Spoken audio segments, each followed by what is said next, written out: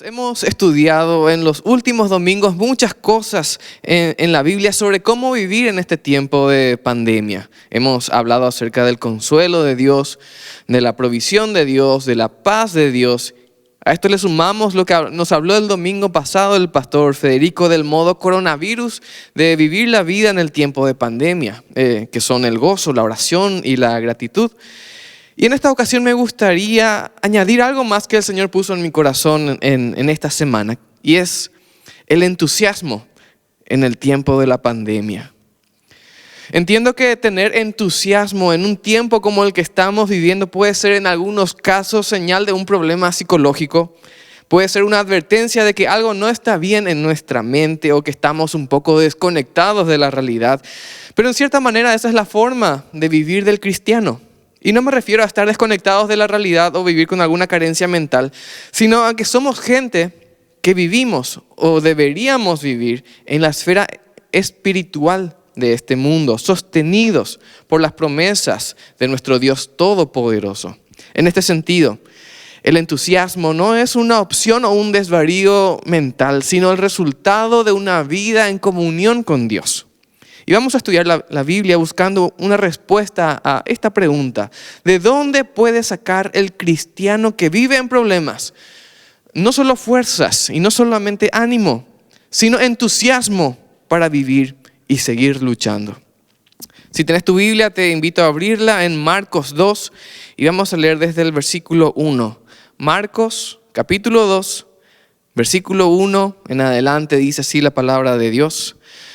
Cuando Jesús, entró otra vez en Capernaum después de algunos días, se oyó que estaba en casa. Y muchos acudieron a él de manera que ya no cabían ni ante la puerta y él les hablaba la palabra.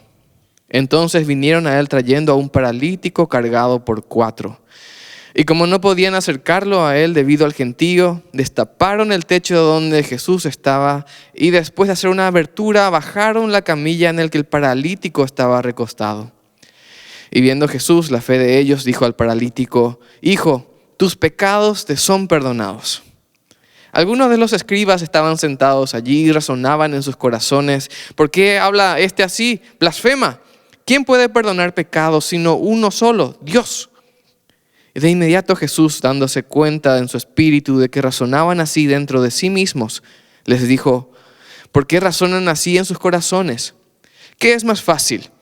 ¿Decir al paralítico, tus pecados te son perdonados? ¿O decirle, levántate, toma tu camilla y anda?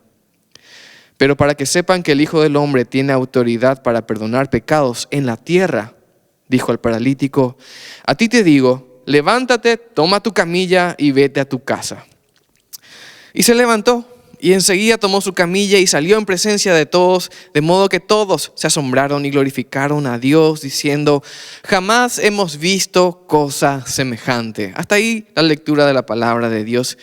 Y me gustaría mencionar algunos aspectos de este pasaje que nos muestran la conexión entre una vida de fe y una vida de entusiasmo espiritual, podríamos decir. Y nuestro primer punto en esta mañana es: el cristiano de fe no pierde el entusiasmo ante las dificultades.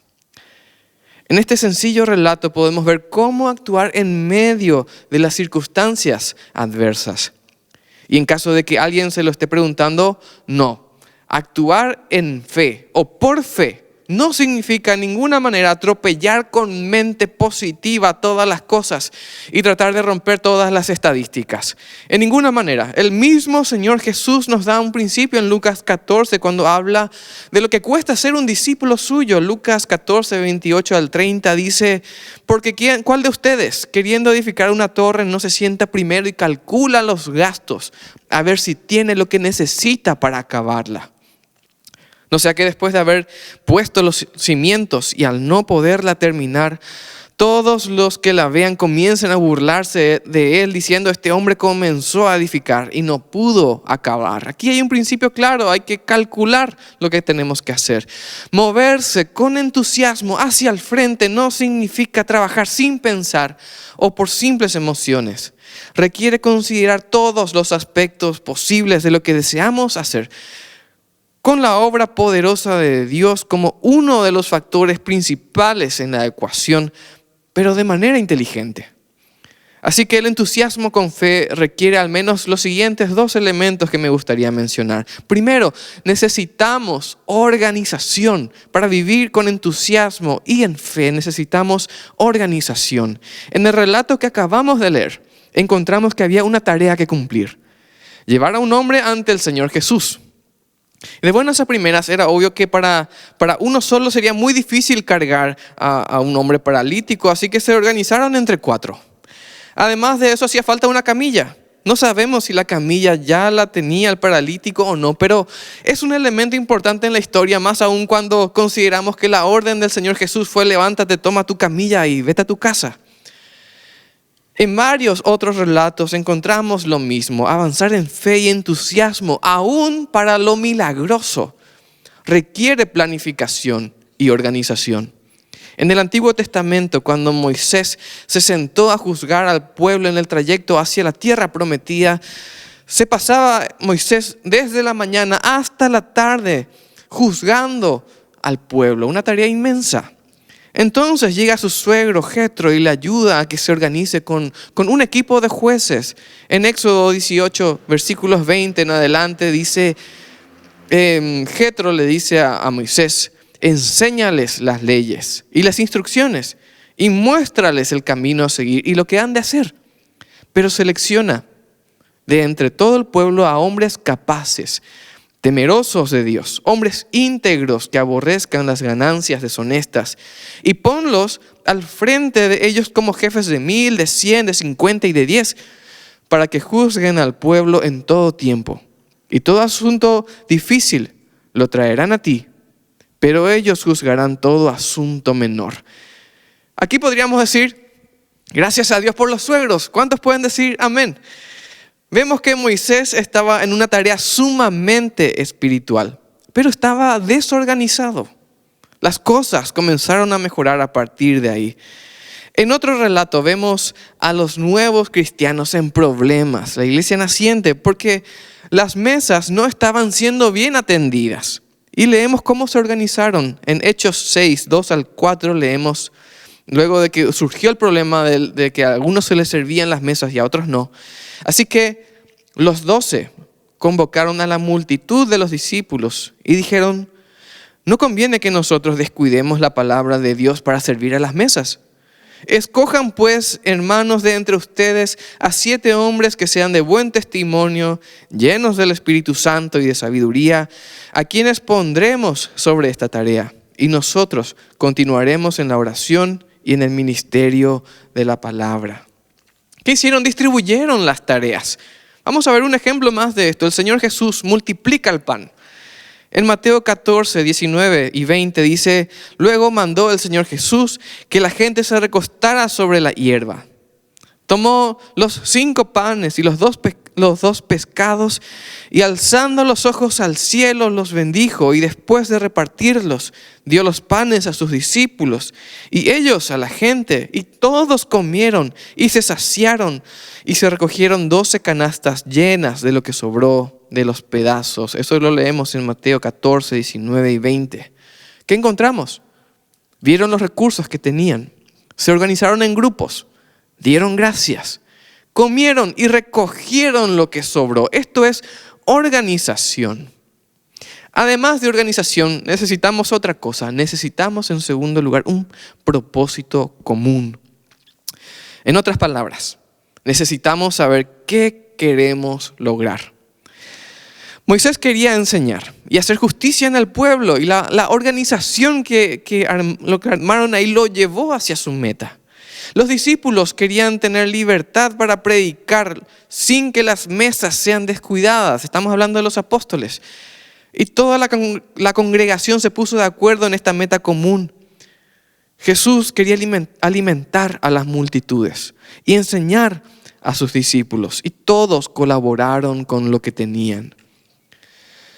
Ahora llevemos estas 2 ideas, organización y propósito común, a nuestros hogares, a nuestra casa, a nuestro lugar de trabajo. Es fácil vernos enterrados en actividades y problemas. al punto en que ya no vemos solución a nada y solo vivimos apagando incendios. ¿Podemos vivir mejor que esto? Y la respuesta de la Biblia es sí, se puede vivir mejor que eso. Se puede vivir con entusiasmo aún en estas circunstancias. Al menos en la mayoría de nuestros hogares, en la mayoría de nuestras casas e incluso en nuestra propia vida espiritual, solo necesitamos organizarnos un poco más para tener nuevamente entusiasmo y seguir avanzando con alegría. Definir lo que queremos y prepararnos para el trabajo. Tal vez alguien pueda decir, no, eso no se puede hacer, es imposible. En Proverbios 23:7 dice, bueno, como es el hombre en su corazón, así es él. Si realmente crees que no podés, probablemente no lo vas a hacer. Pero en la Biblia encontramos que aún en las circunstancias más difíciles, en las tareas más grandes que surgieron, faltó solamente un poco de organización y un propósito común para que los cristianos, para que el pueblo de Dios pueda avanzar con entusiasmo hacia nuevas metas y lograrlas. ¿Cómo está tu organización en este tiempo? ¿Hay orden en tu vida o en tu casa? ¿Hace falta parar tal vez un momento para definir a dónde queremos ir? ¿Es necesario tomarse un tiempo para ver con qué recursos contamos? Que el Señor nos ayude a ser buenos mayordomos de todo lo que nos da.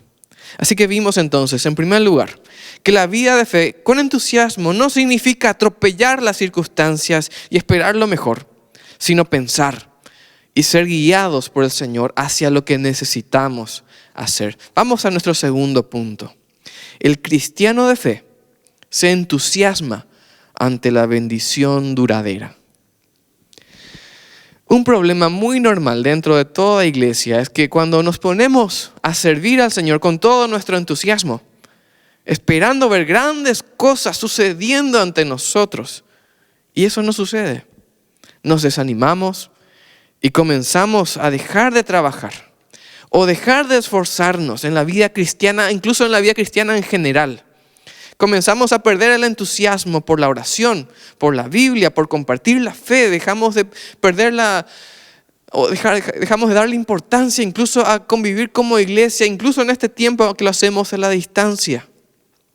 Todo nos frustra, todo nos desanima. La pregunta aquí es, ¿por qué nos desanimamos? Y la respuesta dura y tajante de la Biblia es la misma que nos da Santiago a por qué no recibimos lo que pedimos en oración. En Santiago 4, 2 y 3 leemos, codician y no tienen, matan y arden de envidia, pero no pueden obtener. Combaten y hacen guerra, no tienen porque no piden. Piden y no reciben porque piden mal para gastarlo en sus placeres. Traigamos ahora a la mente esta escena ficticia, pero basada en la realidad de muchos de nosotros. Trabajamos mucho en un ministerio, con entusiasmo, con vigor, y ponemos todo nuestro esfuerzo, nuestro tiempo, nuestro dinero, dejamos de lado nuestro tiempo de descanso, hacemos sacrificios voluntarios de servicio y mucho más. De repente, la gente de la iglesia comienza a mostrarse ingrata ante nuestros esfuerzos, ante mis esfuerzos. La gente a la que estoy ayudando no parece estar interesada en lo que pasa en mi vida ni en mi bienestar. Ni siquiera me llaman por mi cumpleaños, ni preguntan por qué no voy a las reuniones desde hace 2 semanas. ¿Te suena conocido? Podríamos agregar a esta escena, comienzo a sentir que estoy dando todo el tiempo y no recibo nada. Los mensajes de los pastores ya no me gustan, ya no tengo entusiasmo.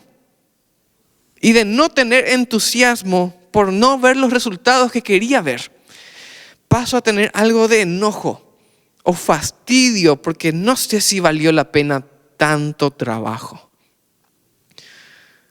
Esta es la descripción de un cristiano promedio, un cristiano común, que comienza a enfrentar la dura realidad de que el ministerio, el servicio al Señor, no siempre tiene algo de recompensa o muestras de progreso en esta tierra, tal vez durante nuestra vida o nuestro tiempo de servicio. En ocasiones nos toca vivir los años más duros de una iglesia o de un ministerio con resultados escasos y poco notorios. Y esto es normal. La pregunta nuevamente es, ¿por qué nos desanimamos ante esto? Y la respuesta suele ser, porque teníamos en la mira los resultados equivocados, porque pedimos mal. Tal vez no tan directamente como lo leemos en Santiago, no lo pedimos por nuestros placeres. Inmediatamente pensamos en placeres carnales, terrenales, vagos. Pero a veces pedimos para nuestra propia satisfacción u orgullo espiritual. Vamos a analizar nuestro pasaje, el relato de la sanación de este paralítico. Marcos 2, nuevamente voy a leer ahora los versículos 3 al 5. Entonces vinieron a Jesús, trayendo a un paralítico cargado por 4, y como no podían acercarlo a él debido al gentío, destaparon el techo donde Jesús estaba, y después de hacer una abertura bajaron la camilla en que el paralítico estaba recostado. Y viendo, dice Jesús, la fe de ellos, dijo al paralítico: hijo, tus pecados te son perdonados. ¿Qué pensarías de este pasaje si este fuese el último versículo de esta historia? Aquí termina la historia. Estoy seguro que muchos, muy espiritualmente y sin falsedad, podrían haber sacado lecciones espirituales hermosas acerca de cómo el Señor Jesús se centró en la salvación de ese hombre paralítico en lugar de lo terrenal. Pero en la realidad, cuando somos nosotros aquellos que estamos llevando la camilla, estamos atentos a ver cómo Dios hace un milagro en nuestra presencia.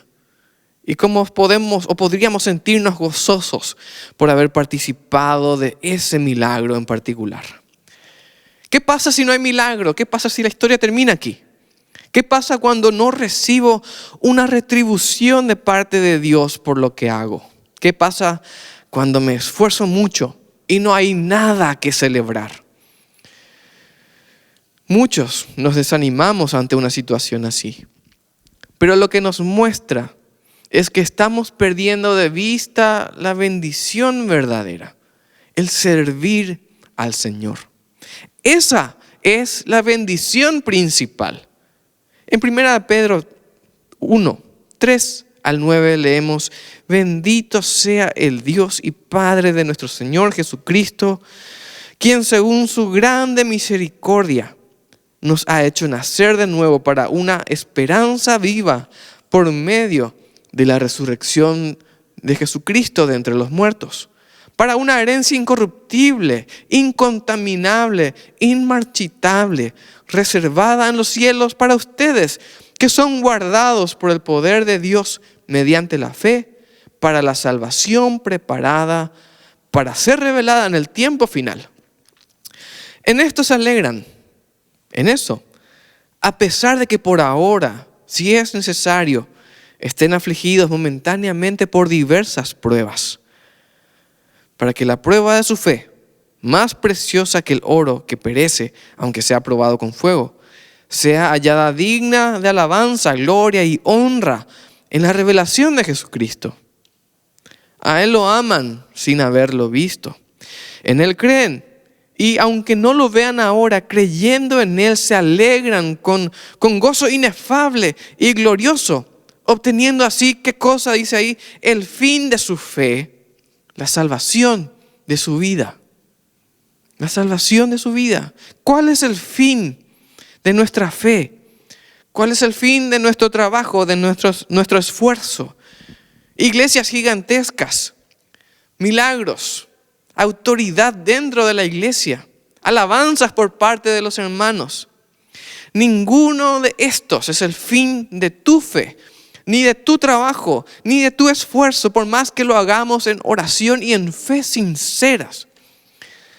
El fin, la meta, el propósito de nuestra fe y nuestro servicio es la salvación de nuestras almas y la salvación de quienes nos rodean. La fe y el servicio van juntos, no se pueden separar.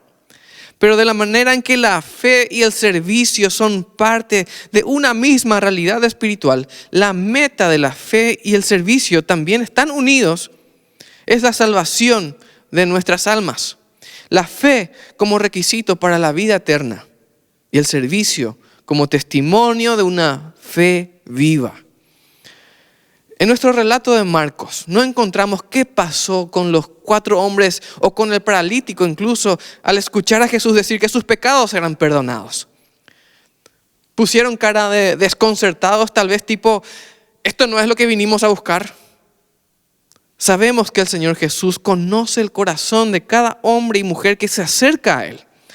Así que el Señor les dio lo que buscaban, la vida eterna. Y según vemos en el relato, el milagro llegó solo como una muestra de autoridad para aquellos que permanecían incrédulos. Así que las bendiciones espirituales, el perdón, la salvación, la esperanza, la paz, todo sigue a aquellos que buscan al Señor. ¿Estás menospreciando los regalos celestiales yendo tras los regalos terrenales, temporales? ¿Estás satisfecho con las bendiciones espirituales o necesitas de manera desesperada las glorias terrenales? Una vida de fe se entusiasma y busca ver la obra de Dios, pero las bendiciones espirituales son suficientes para saciar su fe. Vimos entonces que el cristiano de fe no pierde el entusiasmo ante las dificultades y se entusiasma por las verdaderas bendiciones, por lo eterno. Vamos al último punto en esta mañana. El tercer punto es, el cristiano de fe recibe la bendición de una vida entusiasmada por lo eterno. Vimos en el punto anterior que si la historia terminaba con el perdón de los pecados del paralítico, ya teníamos la parte más importante de la historia cubierta. Ya había sucedido lo importante, lo fundamental ya estaba ahí. Pero el Señor nos muestra que su obra es completa y va mucho más allá de lo que nosotros podemos pedir. La vida cristiana no siempre es fácil y sabemos que hay un precio que pagar. Pero en esta ocasión vemos al Señor Jesús haciendo lo más fácil, por decirlo de una manera. En realidad diciéndolo como el Señor Jesús lo dijo, lo más fácil. Así como a muchos nos gusta hacer, lo más fácil. Le dijo al paralítico, tus pecados te son perdonados. Y luego los escribas, los doctores de la ley judía que estaban ahí, comenzaron a pensar que Jesús estaba blasfemando, tomando el lugar de Dios. Nuestro relato dice en el versículo 2, en el versículo 8, siempre en Marcos 2, de inmediato Jesús, dándose cuenta en su espíritu de que razonaban así dentro de sí mismos, les dijo, ¿por qué razonan así en sus corazones? ¿Qué es más fácil? Fíjense la pregunta del Señor Jesús. ¿Qué es más fácil? ¿Decir al paralítico, tus pecados te son perdonados? ¿O decirle, levántate, toma tu camilla y anda?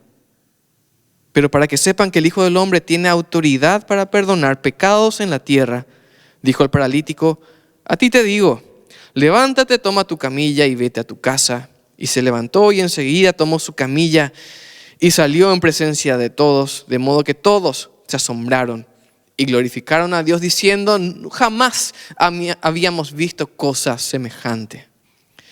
En estas palabras encontramos algunas bendiciones más para aquellos que siguen al Señor con entusiasmo.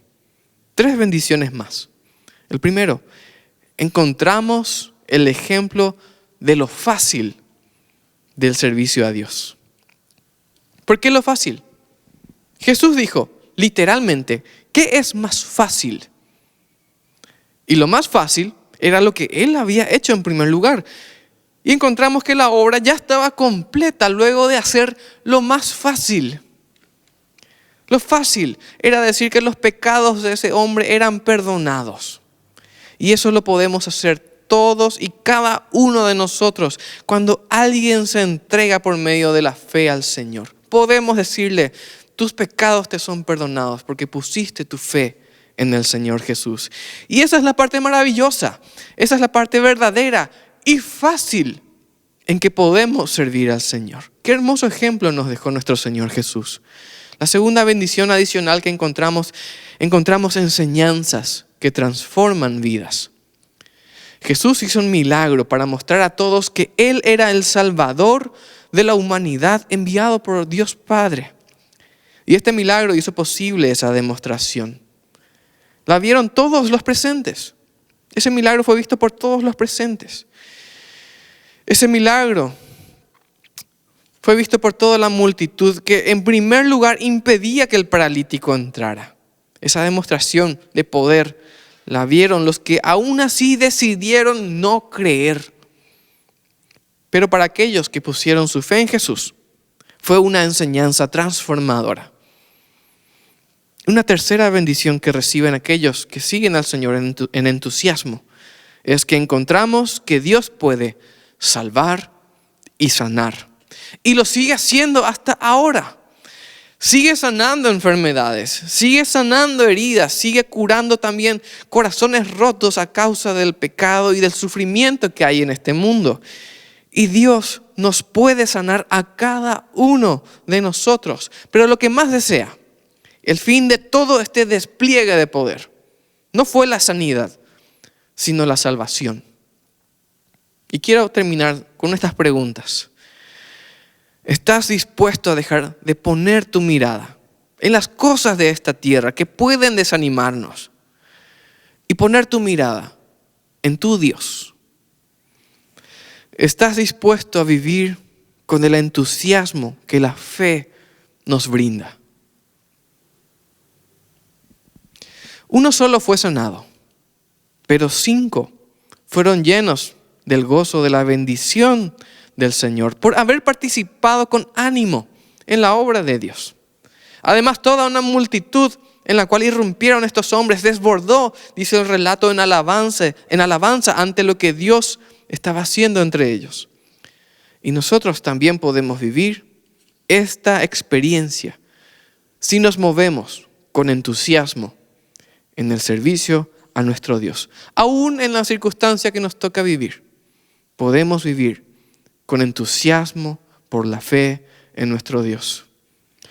Quiero invitarte ahora a terminar con una oración. Y si en tu vida estás experimentando ahora mismo desesperación, desánimo, frustración, sea lo que sea que te toque vivir, el Señor nos llama a vivir con entusiasmo, pero no un entusiasmo emocional, sino inteligente y espiritual.